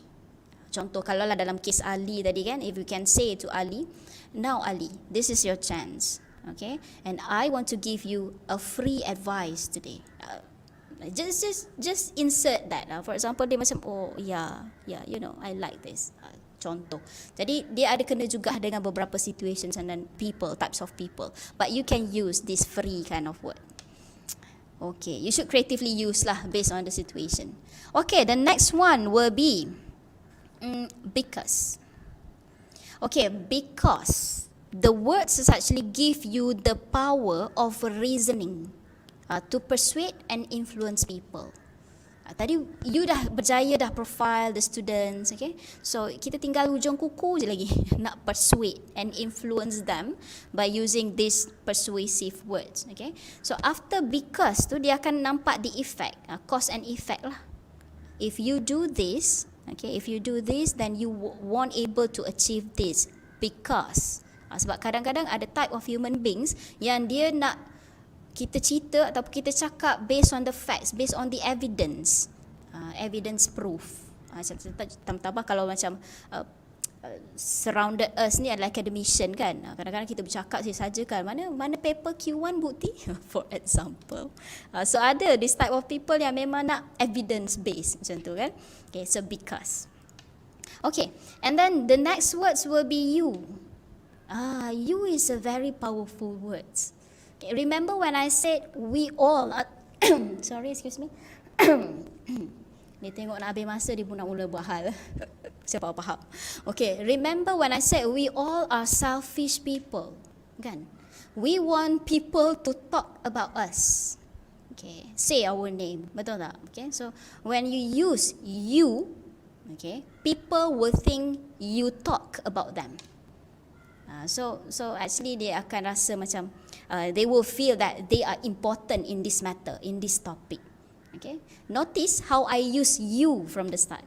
You may want to profile your student. You may want to use this one, you know, because in other way, this one today is all about you. Okay, jadi that's why I'm using you in my lecture for today. So you tu is very important. Jadi bila kita cakap dengan student tadi to advise Ali and whatnot tadi, you imagine, Ali, please, you can be here, you can be that, you can do this. It's easy, Ali, you can do this, but you need to have a correct way, right way. You need to do it right way. You. Okay, so means Ali will feel like, I'm important. I'm important topic of today. Okay, so you. The next word will be easy. Easy.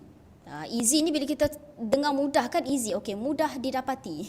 Convenience store. Kita rasa yes, mudah. Kita mental model kita akan terus set macam it's easy. Okay, it's easy. And then particularly with our students when we are talking that it is easy if you know the right way to do it. So that's why you need to come to my class. I will share with you the correct way, the easy way for you to find out ataupun configure this thing. Jadi dia rasa macam okay, ini adalah benda yang saya susah nak faham. So okay lah, I will go to your class and find out macam mana you make it easier for us. So easy tu actually is a powerful word. Sebab kita memang suka benda yang mudah daripada complicated. Saya kan bukan apa, kadang-kadang pergi dekat mesin kan, mesin yang vending machine tu. Saya cari yang mesin yang paling mudah sekali. Masuk duit, pak, tekan, sap. Kita tak nak, saya masuk duit, lepas tu kena pilih nombor dekat screen, you know. Saya avoid that kind of machine. Kan ada kod-kod panjang, ada 3, 4, 5 kod. I avoid that kind of machine, even though ada something yang I want from that machine. Tapi I will go to the other machine yang masuk duit, tekan nombor 7, keluar. Itu easier. Okay, sebab kita, nature of the human being, we like an easy thing. Kita suka benda yang mudahkan kita. Okay, and then these two words actually disama, the powerful tu disama, dia punya strength tu. Now, limited, okay, this is have the strength of power lah, same strength of the power. Okay, words that make you want to take action right after this. You won't get away. Okay, you want to do this now because it's limited. See, because it's limited. You have a very limited time. And this is your chance, the only chance. The second chance is not always come, for example. So we are giving the idea to Ali ataupun to your students that you need to make this right. Okay, so this is how. Macam tu. Okay, and then these are the 8 persuasive words that you may want to integrate in your dialogues or in your sentences. And I think it's much more easier kalau masa kita ODL sekarang kan, most of the conversations will occur through WhatsApp perhaps. Okay, so you may want to arrange the sentences and then insert a few words of persuasive words ni dekat dalam teks. Tapi kalau untuk conversation, spontaneous conversation like this, perhaps you need some practice lah. You kena ingat lah these words and then make some practice. You can use with your children, with your hubby, with your wife dekat rumah, okay? So that kita akan biasa dengan these 8 persuasive words. Saya dah try dah dekat anak-anak saya. Jadi alhamdulillah. Tapi lambat sikit lah sebab I miss their mother kan. Jadi macam alah mama ni. Tapi lama-lama dia okay. Dia dapat the value tu tadi. Bila kita guna lab profiling tadi. So I always ask them like that. For example, like they ask to buy something ataupun they ask me to do something for them. Jadi I tanya the 2 questions tu. Why I help you is important for you? So kita nak tahu the value yang dia bagi kita apa. Then you may want to practice it. After this webinar, immediately boleh practice dengan children, dengan your kids ataupun dengan spouse masing-masing. Yelah, kita work from home kan, itu je lah yang ada kat rumah kita kan. Okay, and one bonus. One bonus. Besides the persuasive words ni tadi, okay, while you are doing the conversations, okay, while you're giving out an advice or making the conversations, okay, perhaps once in a while you need to pause. Okay, macam saya buat sekarang ni, pause. Bila kita pause, the other counterpart tadi, the other people tadi, dia akan macam ternanti-nanti, apa dia nak cakap lepas ni, you know, and then dia akan come back balik, fokus kepada apa yang kita nak cakap. So let's say kita cakap, Ali, you need to do this, okay, because your parents might want to see you to become a successful person. Pause. Okay, imagine. Pause. So that dia akan tertanya-tanya, tertunggu-tunggu apa the next words yang lecturer nak cakap ni. Okay. Sebenarnya kalau dalam solat pun kita ada ni kan, kita panggil dia tumakninah. Kita berhenti seketika. Berhenti seketika sebab kita nak pull back kita punya fokus kan kepada apa yang kita buat tu tadi. So sama, ini bonus.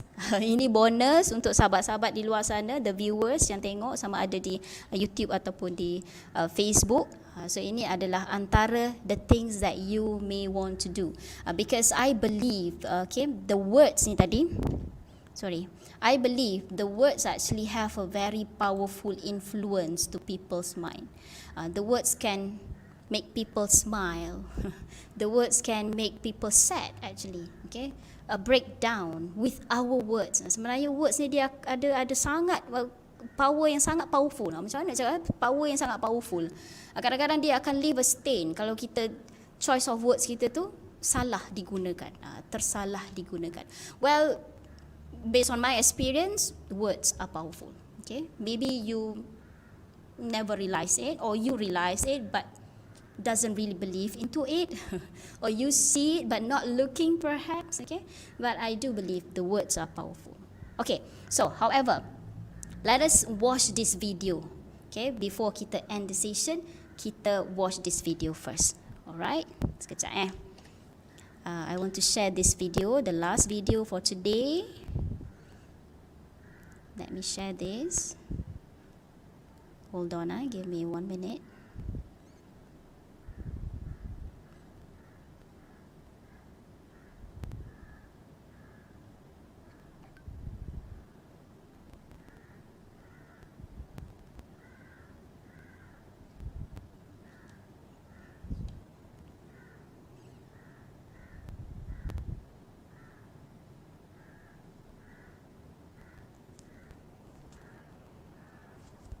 Okay, I really hope that you can see the video right now. I'm sharing from the YouTube.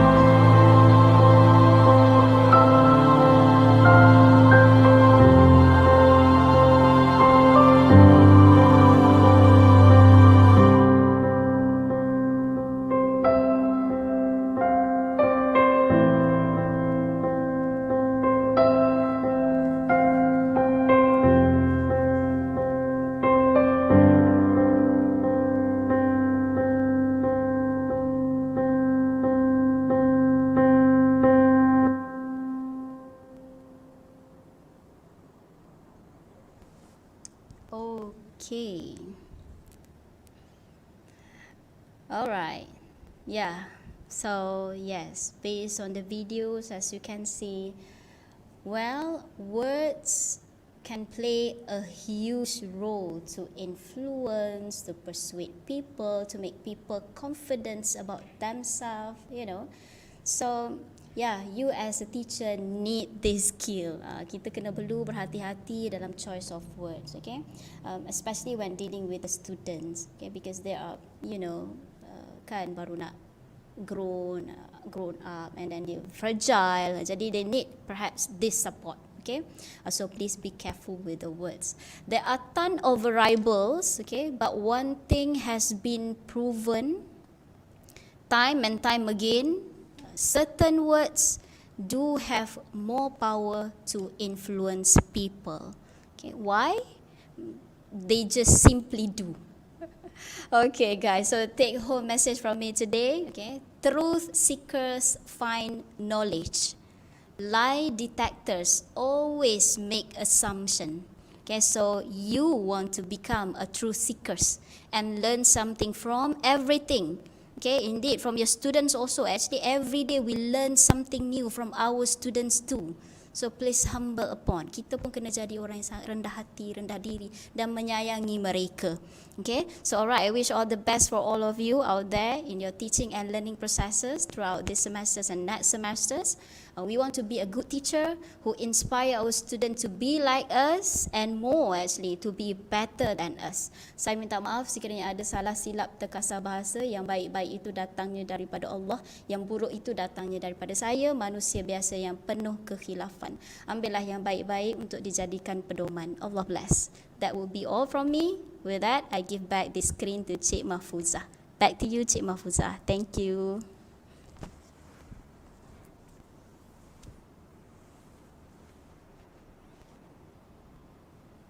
Okay, dear, 2 hours. Thank you so much, Doctor. Okay, it's already 12 o'clock, but I don't feel that it's been 2 hours of me listening to what you've been sharing, because it's very wonderful. I would say it's wonderful, magnificent, amazing kind of sharing session that we're having right now, and I definitely agree with you. I think everything that what you have shared just now, apa yang Dr. dah share kepada kita, money can't buy things like this. This is about heart. This is about soul. This is about your jiwa, you punya passion juga. And I believe that passion juga sangat-sangat penting, and effort. We should make an effort. And even though we think that okay, kita dah ada mengajar dan kelulusan and whatnot, we shouldn't stop learning. We are teaching, but at the same time we have to learn throughout our careers. Sebenarnya kita masih pelajar. We are always going to be student for the rest of our life, right?